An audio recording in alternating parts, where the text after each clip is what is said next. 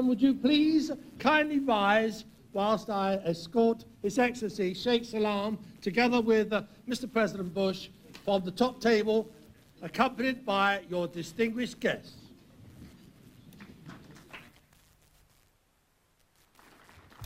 Now, Margaret Thatcher speaks on the U.S.-British alliance. The former British Prime Minister talks about recent events in the Soviet Union, China, and the Gulf states, drawing lessons from conflicts of the past 50 years. Her remarks last 45 minutes.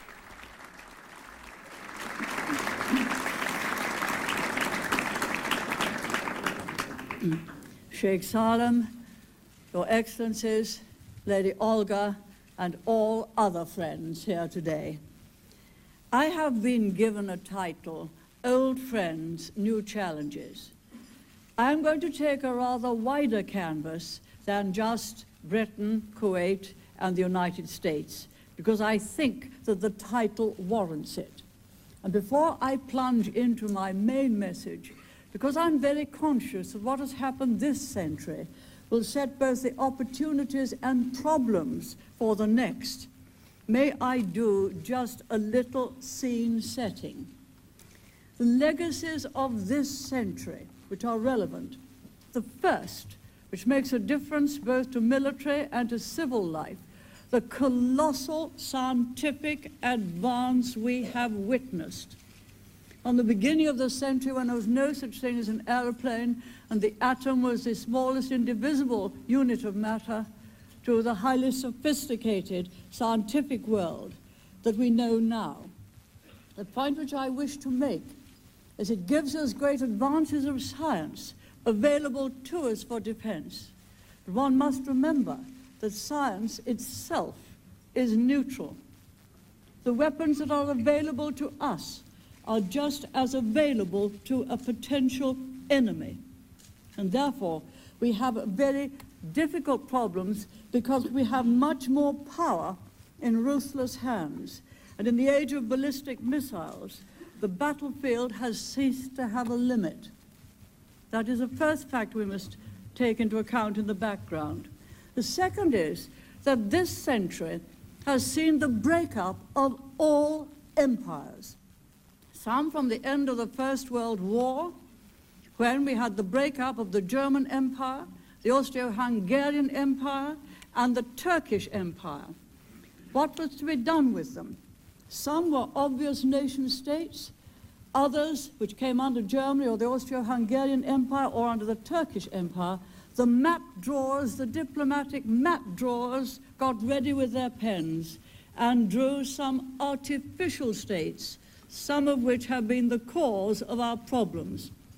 Yugoslavia was such an artificial state, drawn up by the map drawers of many disparate peoples, and we now know the problems that we've had with Bosnia. Iraq was another, 3 administrative sections of the former Turkish Empire put together, and we know the problems that we've had with Iraq. Czechoslovakia was another, but that in fact sorted out its problems peacefully. But all empires, almost without exception, broke up either through war or through a matter of policy after 2 world wars, because first it was politically right, and secondly, the main European nations could no longer sustain them. The third thing of this century is the great ideological battles which have swept the world, which resulted in 2, and perhaps more, new despotisms. The first one, when Lenin, after an election which he lost in the Soviet Union, in Russia at that time, seized power in 1917, imposing the most rigorous, most total dictatorship the world has probably ever known.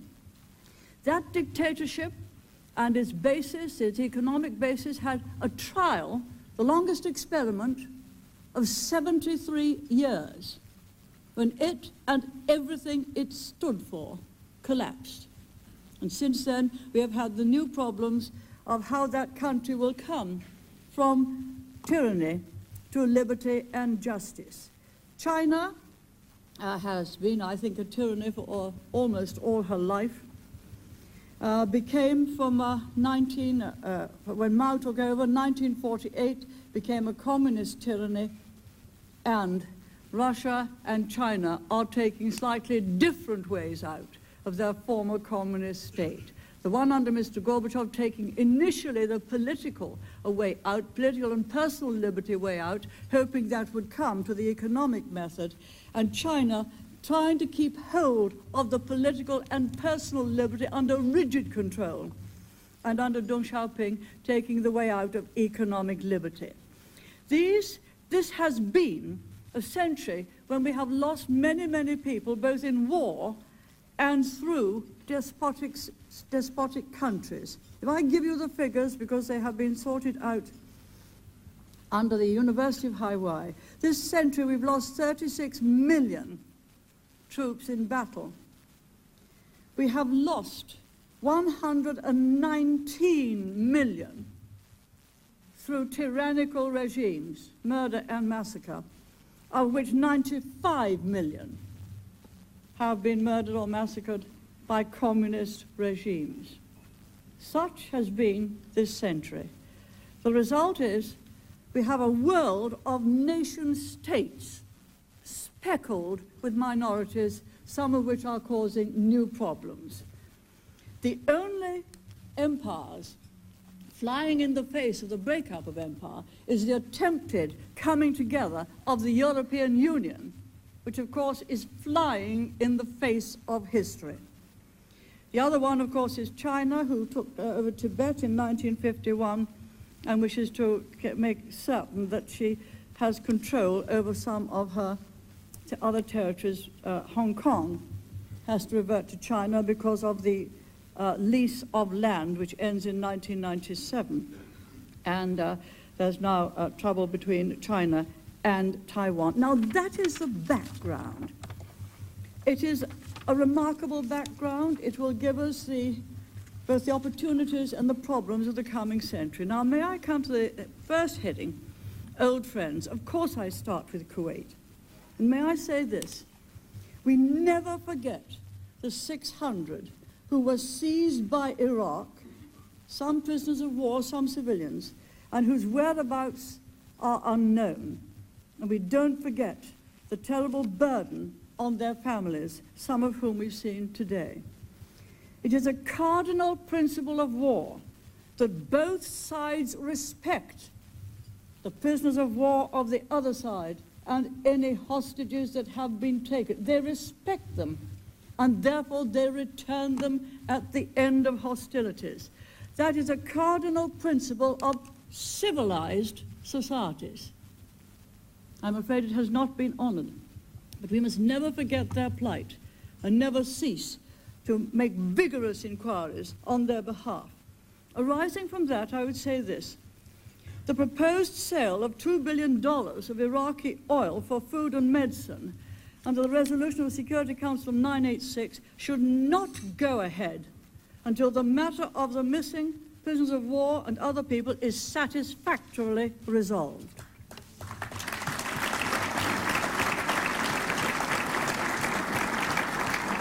We, of course, have been old friends with the Gulf countries for many years. For many years because, of course, the Middle East was between Britain and our great empires in the Far East. And, of course, then we formed treaties of friendship, not of occupation, treaties of friendship with the states in the Gulf, treaties under which, of course, we had a good deal of say and help with their defense and with their foreign policies. That gave us a great interest, a great friendship in the Gulf, long before the oil was discovered there in such quantities. The friendship, of course, endured. There was an additional reason. With 60% of the world's reserves of oil in the Gulf, it is strategically important to all nation states and to the whole of the free world that that particular part of the world is guarded and never allowed to fall into alien hands. And so we have had this great friendship with the Gulf states. And the final one that I would mention particularly is that the greatest friend of all, the greatest friend of liberty, is, of course, the United States of America. I loved working both with President Reagan and with President Bush, and I hope you think that it was a fruitful partnership. I know that you heard President Bush here, and I know that he gave you a very thorough account of the war to liberate Kuwait, and exactly what he and we all still think to Iraq, whose regime is still a bloody regime and survives only by terror. I don't think we thank the United States enough. She comes in defense of liberty in Europe wherever it is challenged, and she's entitled in return to that always to receive our total friendship and total cooperation on all occasions. May I therefore say just one extra thing. We should never rely on the United Nations to solve our problems. The United Nations is an excellent mechanism for debating, but not for action. Just look at the difference between the way in which the problems of Kuwait, invasion of Kuwait, were tackled. And George Bush and I were together, and we could make decisions quickly and easily, and then he put a coalition together. And look, contrast that with the way in which Bosnia was tackled, which was a disgrace. It should have been dealt with immediately. No organization in the world is entitled to deprive a nation state of the means of defending itself. The right of self-defense is far older than the United Nations.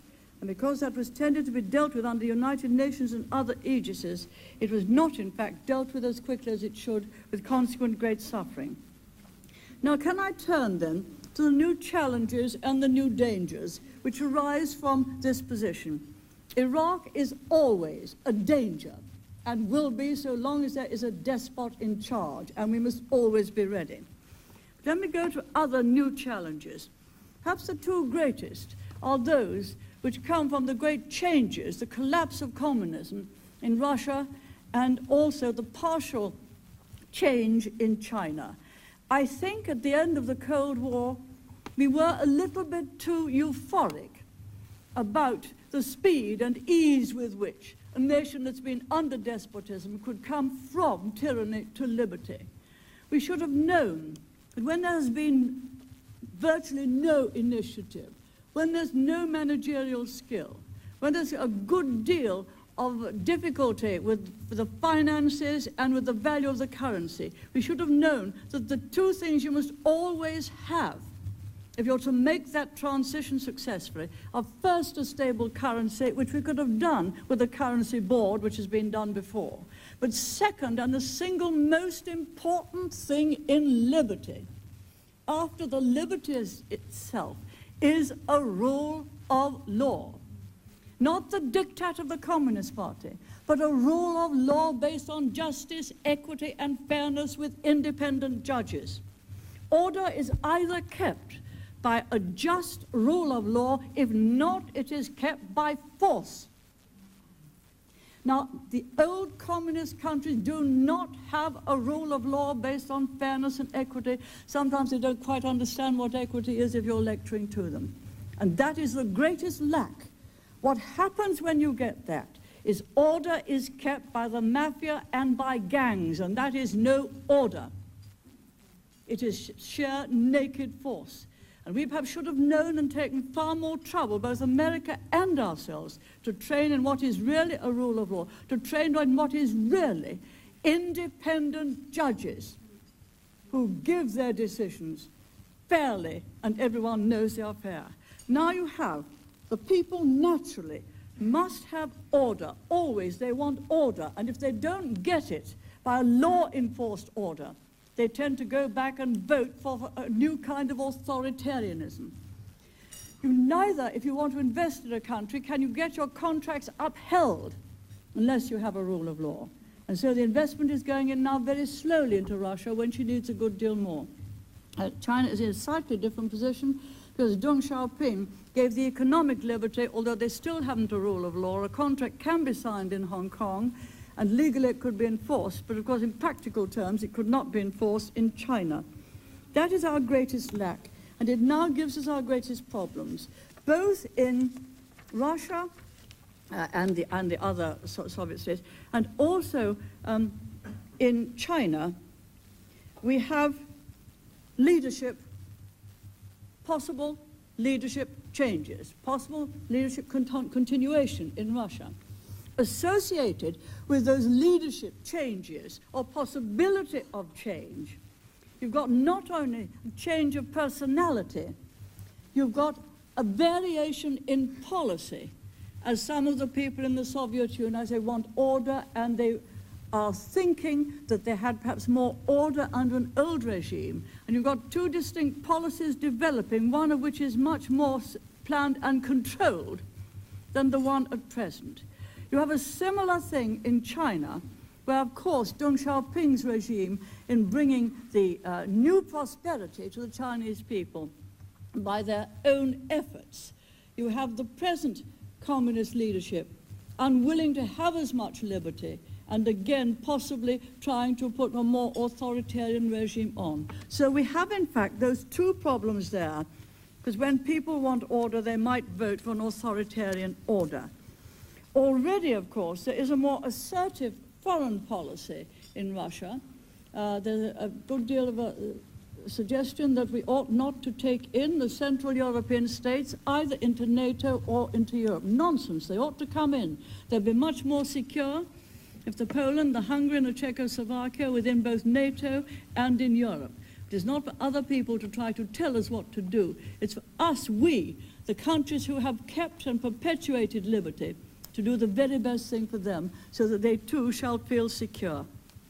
Now there are great problems. Would under a different regime, would the privatization continue? Would the private property continue? Private property is absolutely vital to liberty.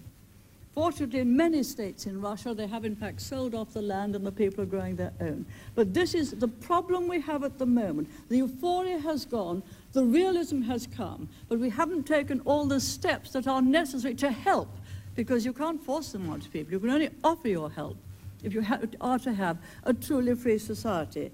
May I go on from that point to a new problem arising from the end of the Cold War, where you had the dissolution of the Soviet Union.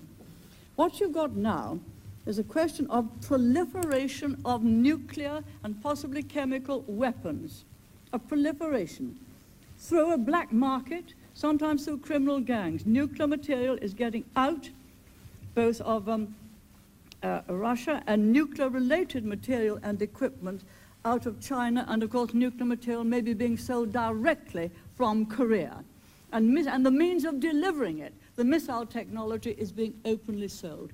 Now, this is highly dangerous, because it's going to states, as I said, do not use them to defend their own country, but maybe to attack others. It's falling into the hands of what we call the rogue states, Iraq, Iran, Libya, and possibly Syria. China, of course, has very high-tech advanced missiles, and she is selling nuclear weapons-related equipment to places recently, such as Pakistan. Now, this is a new thing. For the past years, 20 years perhaps, nuclear has been held very tightly among the 5 nuclear states. We knew full well that it's been seeping out, but it's a new problem. And that, together with the means of delivery, led me this last weekend to say in the United States, we know this problem. We know there's an answer. It is an anti-ballistic missile defense. And I think we're culpable if we don't, in fact, make provision to start to get an effective defense from whatsoever sources the missiles would come. We would be culpable if we just stood by and did nothing. Perhaps as culpable as people were in the mid-1930s by hoping that everything would be all right, and it turned out not to be. I don't know whether George Bush gave you the figures about the number of countries with ballistic missiles who could deliver this at the end of the decade. 20 countries by the end of this decade, it's thought, will have ballistic missiles. 9 countries will have nuclear weapons, 10 will have biological weapons, and 30 will have chemical. We have to try to limit the means of delivery. Now, the weapons are also falling into the hands of terrorist groups. And terrorism is one of our very important modern-day problems. It's very difficult to get on top of it. as we have occasion to know in Britain, it is because the terrorists are using the rules of war. They can attack anywhere where they will. The defenders are using the rules of the civil law and of peace. So it is a very unequal battle. It's a cowardly thing to be a terrorist. That's the difficulty. They're using the rules of war. We have to reply with the courts and rules, police forces and courts of peace. There are, of course, fanatical religious groups. We're told that the fanatical Islam bears virtually no relation to the underlying religious meaning of Islam. There have, through history, there have been fanatical movements, fanatical Christian ones in the Spanish Inquisition, fanatical Jewish ones, as we saw. It was a fanatical Jewish person who murdered Rabin, and fanatical Islam. It is not a religious movement. In my view, it is people using what they would call an Islamic cloak under which to conduct their own desire for more power, and to do it by the terrorist method. It is very difficult to fight. There's a conference on it this weekend. How do you do it? You have to have the best intelligence and cooperation with other nations, and if you're dealing with intelligence, you have to deal with it very carefully indeed, that it does not get into the wrong hands. You have to have the latest technological surveillance, and again, the advances there in science are very considerable and should give us a good deal of information. And you have, of course, to have defense against ballistic missiles. There is one other defense we have used. It is that of the preemptive strike. I'll never forget the day when President Reagan rang up and said, you know, we have all of the evidence, all of it, about the involvement of Libya and some of the terrorist activities. We've got it, you've got it, we've got it all catalogued. We really cannot go on with it. I want to do an airstrike on Libya. I tell you, it was the most difficult decision I'd had to take because I hadn't thought about it. And I said, but give me 24 hours, I'll get 2 colleagues in and take all of the legal advice as to whether we are justified in law in doing a preemptive strike. We came to the conclusion, yes, you are justified because your only defense is to do a preemptive strike against the offender. Otherwise, your people have no defense at all. So it was possible under Article 51. It had, of course, been tried once before by Israel against the early nuclear plant in Iraq, when they had gone straight over the border and bombed it to extinction. At the time, I wondered about it very much, but I can only say we should have been in very considerable difficulty if, in fact, Israel had not destroyed Iraq's nuclear potential in 1982. I doubt whether we should have been able to take the action we did over Kuwait if that hadn't been done. Now, those are 2 examples of a preemptive strike. You must have all of the information. You must be able to show you have it. Even then, it's not to be used, it's not to be undertaken lightly. The risks will always be great. But if we give up the option of preemptive action, we deprive ourselves of the only language which evil regimes understand. May I say the last of the new challenges, it's not like the other ones, not like nuclear proliferation or terrorism. The whole of Asia-Pacific is a whole new challenge. We've had 2 main economic, financial areas of the world, which have been America and Europe, and on the whole they've been managed from there. Asia-Pacific is a new phenomenon. It's growing very rapidly. Very soon, the trade within Asia-Pacific will exceed the trade in Europe. And, of course, it has the largest country the world's ever known, which is China, 1.2 billion people. Now, fortunately, you will have a balance of power in Asia-Pacific, because to some extent, Russia, also a Pacific nation, will balance. There's Japan, whose output, of course, is still greater than that of China, but that will not last indefinitely. And there's America. So you'll get a balance of power, but it is a new phenomenon in the world. We get certain suggestions from parts, or from China, that human rights are not for Asians, that Asia doesn't think that way. Now, that's absolute nonsense. Human rights belong to every human being. But they take a view that human rights are not for Asians and they are different. And you'll see from the way in which they treat their own people and from the way in which some people have been put in prison for many years just for using freedom of speech, that it is a very different society. But this is one of the areas, and sometimes when I'm challenged from Asia, or from China in particular, about human rights, I say, oh really? India is 920 million. And if she still had Pakistan and Bangladesh added to her, she probably would be as large as China. India is a democracy with liberty, and she took with her, as every former component of the British Empire did, a rule of law. It is possible to do it, and we have a great deal to thank India for as the example.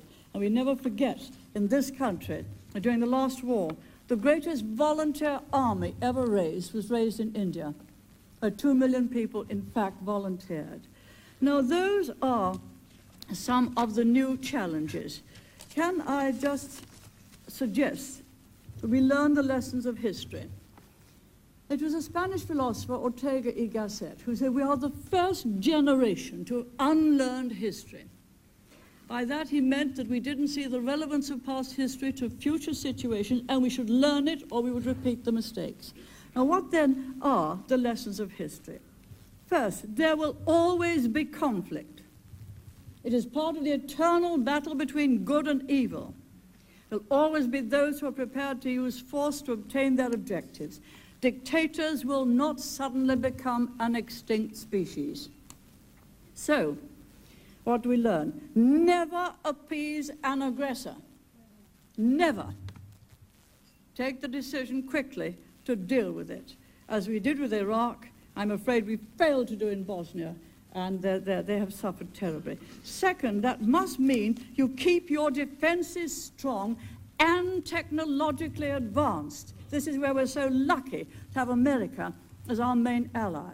It's not only necessary to have the strength, you must have the latest technology better than your potential opponents.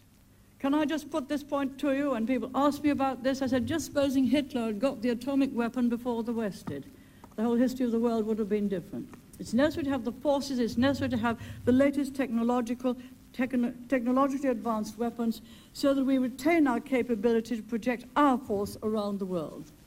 Third, I have indicated, don't rely on the United Nations. A policy which sets out to defeat aggression does not need the sanction of the United Nations, although it might be quite convenient to have a comforting resolution, but it adds to your moral basis in the eyes of the world, although that's not the origin of the morality.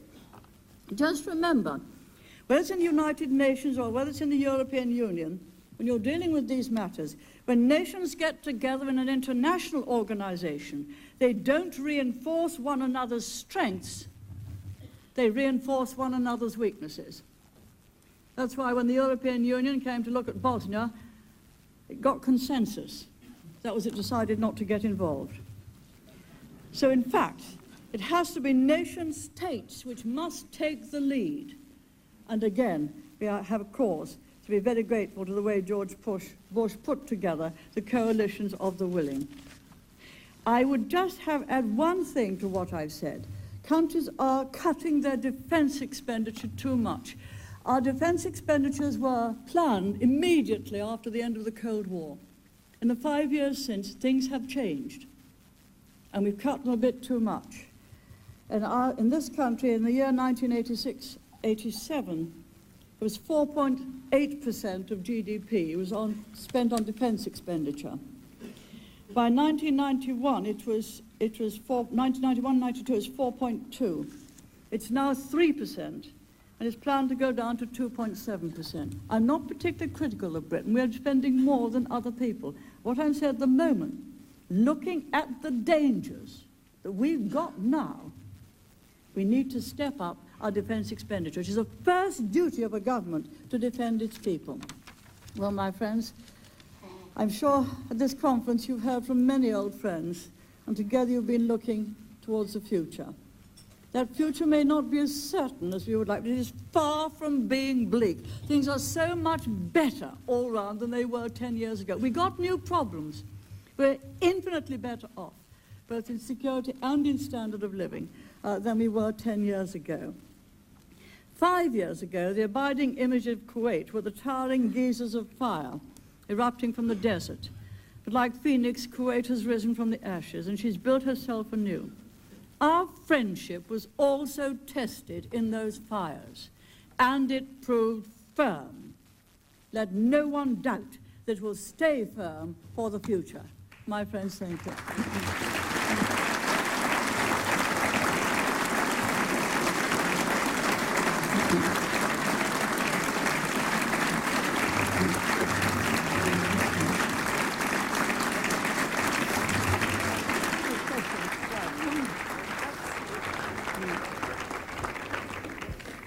Lady Thatcher, thank you very much indeed. I know there'll be many more thanks later on, but we have time for just a few questions, and I have a few that have been put in writing to me here. I was wondering whether Mr. Ananda on table 41 would like to give his question. Mr. Ananda, table 41?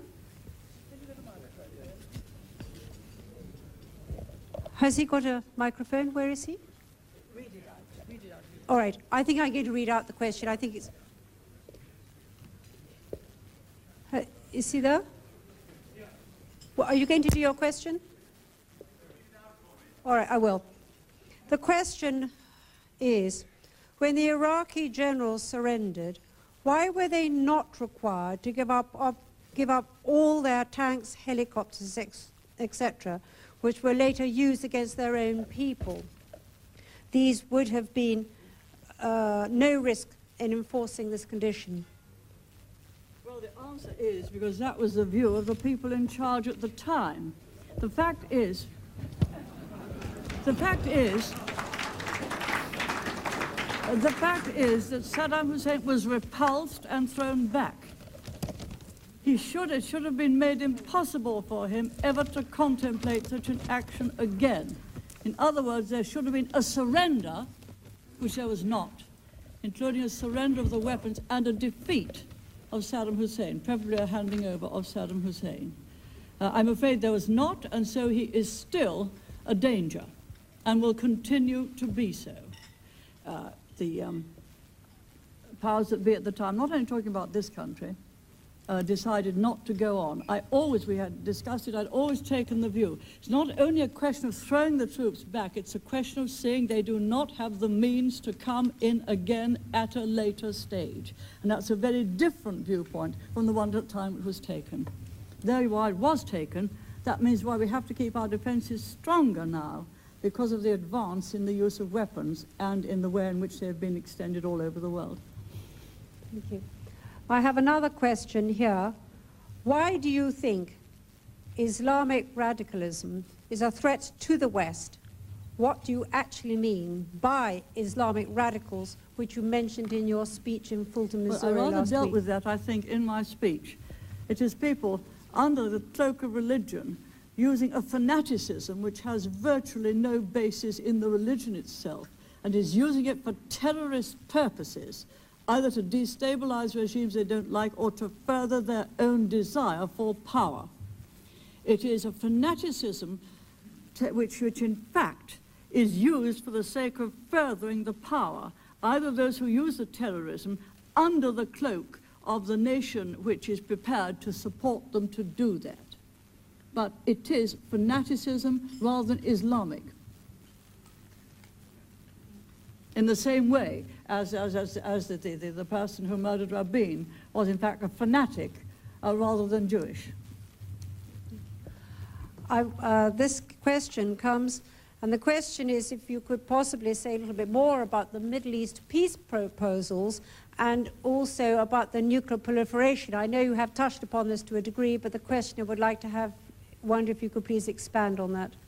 I don't think I can expand on the nuclear proliferation except to say that we have to stop we have to try to prevent it from going further by the means I've indicated, by it is of both kinds of intelligence and artificial intelligence and again by a ballistic missile system.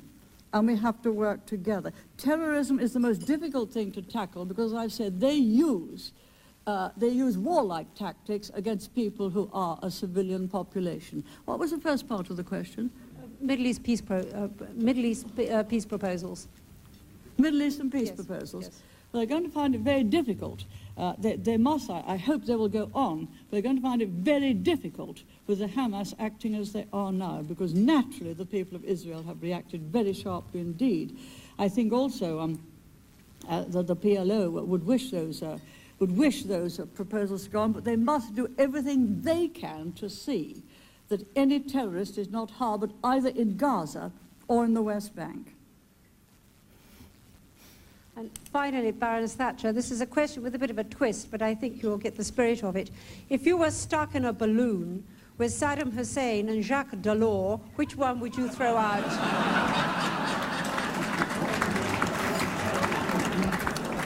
I shouldn't dream of getting into a balloon with either of those.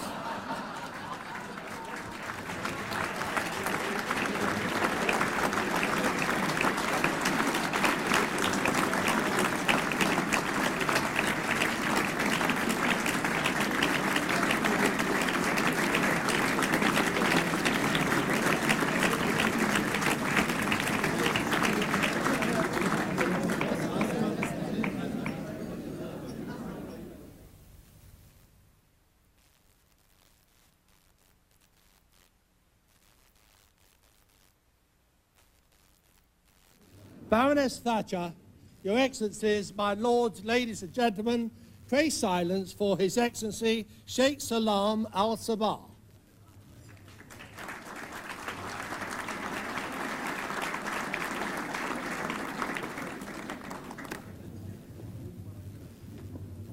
It's quite embarrassing for me to stand and speak after you have listened to Baroness Thatcher. Baroness Thatcher, Minister of Information Sheikh Saud, Minister of State Jeremy Henley, Excellencies, my Lord, ladies and gentlemen, I've been got off my cuff, so to speak. I've been asked to speak without preparing my speech. Therefore, I'll tell you the story. Once, man in my situation asked to give a speech, so he sat up and wrote about 10 full scarp of speech. And after he read the first one, and he said, no, that will upset certain group. So he deleted. And after the 10 pages, he came with a very few words. So I'm writing my speech with you today. But I'll sum it up with a few words. Don't worry. First of all, I couldn't agree more, and it couldn't be said better than what Baroness Thatcher said about certain principles which we all here in this room we agree on. That's the freedom of the individuals, the right of the individual to express their views and live freely. Principles of such things comes before anything else. Comes before stabilities, business, investments. This comes second. Human rights is the title of our conference, and the human rights, which I believe in and what you are believing, otherwise we wouldn't be in this room. I couldn't agree more than the echo of war is threatening the area, and when I mean the area, I mean the Gulf. And when I say the Gulf, not only the Gulf, but also the world, because you cannot disassociate any part of the world from the others. What's happening now in Taiwan, affects London, affects Washington, Moscow, Paris, Kuwait, Saudi Arabia, any small country in the world or large country. The world is one. There's mutual interests together. So in order to have that echo of war threatening the area and threatening the world, I wish that the regimes in Baghdad become into a democratic constitutional system where everybody in Baghdad could enjoy the freedom and the right of thought, right of rights, right of talk, right of everything which we are enjoying here and in my country. I'm very proud to say I come from a democratic country which I personally believe in and my family believe in, and my system is built on that.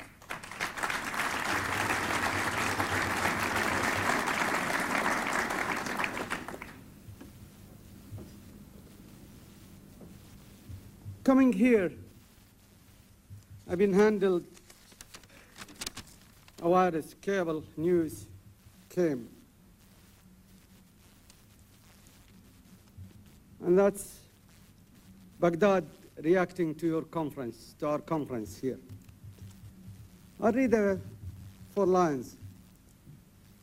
An Iraqi foreign minister's official, quoted by the official news agency, INA, that's Iraq National Agency, denied a claim by the chairman of the Kuwait Committee of Missing and Prisoners of War, Sheikh Salim al-Sabah, that Kuwaiti POWs are still being held.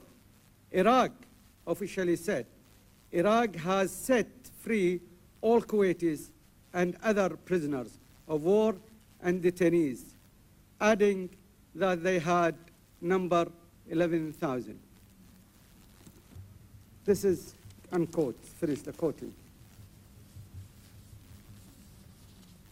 I think the best answer to all that, not what you've been listening to some of the families who are sitting with you on the tables and the Kuwaitis telling you the stories. The best true answer was the tears of that lady who missed her daughter she knows nothing about. Those are the genuine tears that the Iraqis still have, 604 Kuwaitis and non-Kuwaitis. And I'm proud to say that I equally ask the Iraqis to release the detainees and prisoners of war, the Christians, the non-Kuwaitis, before the Kuwaitis. Having said all that, I know you have paid enough for your lunches. You've been listening to speakers and speakers one after the other. What I wanted to say is thank you, Baroness Thatcher. Thanks to all participated in this conference, distinguished speakers, nameless to say, a lot of them around the table, including my good friend Andrei Gazarev, Minister of Foreign Affairs of Russia, and others from Arab world and Europe, America. We are very proud to have the representative of His Holy Highness, the Vatican, and also the Imam of Al-Azhar and other distinguished dignitaries, personalities around this room. Once again, your presence and your support make the conference success. God bless you, and thank you very much indeed.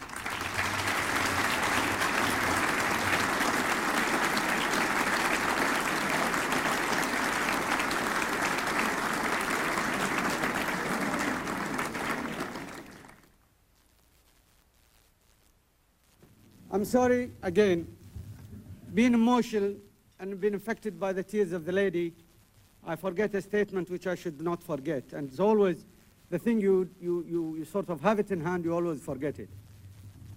On behalf of the Kuwait government, on behalf of the Kuwaiti people, on behalf of the families of